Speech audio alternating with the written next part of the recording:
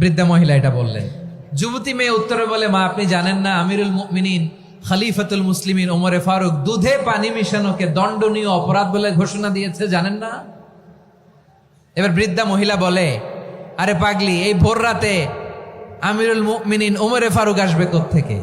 উনি আসবে কোত্থেকে? ওনার পাইক পেয়াদা সিকিউরিটি আসবে কোত্থেকে? কেউ দেখবে না। আরে কেউ দেখবে না, তাড়াতাড়ি দুধের সাথে পানি মেশাও।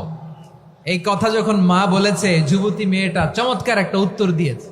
তিনি বলেছিলেন, ইয়া উম্মি, ও আমার মা, লাউলা রাআ উমর লা রাআ রব্বু উমর।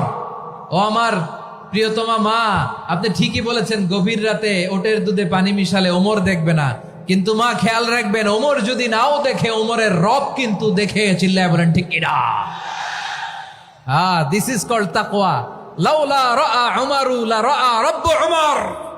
ওমর দেখে না, কিন্তু ওমরের রব দেখে। চিল্লায় বলেন ঠিক কিনা? এজন্য রব্বুল আলামিন বলেন, লা তুদরিকুহুল আবসার ওয়া হুয়া ইউদরিকুল আবসার ওয়া হুয়াল লাতীফুল খাবীর। তিনি এমন সত্তা, দুনিয়ার কোন চোখ তাকে দেখে না, কিন্তু দুনিয়ার সবগুলো চোখকে, সব মানুষের অ্যাক্টিভিটিসকে আরশের উপর থেকে সব কিছু মুহূর্তে মুহূর্তে দেখতে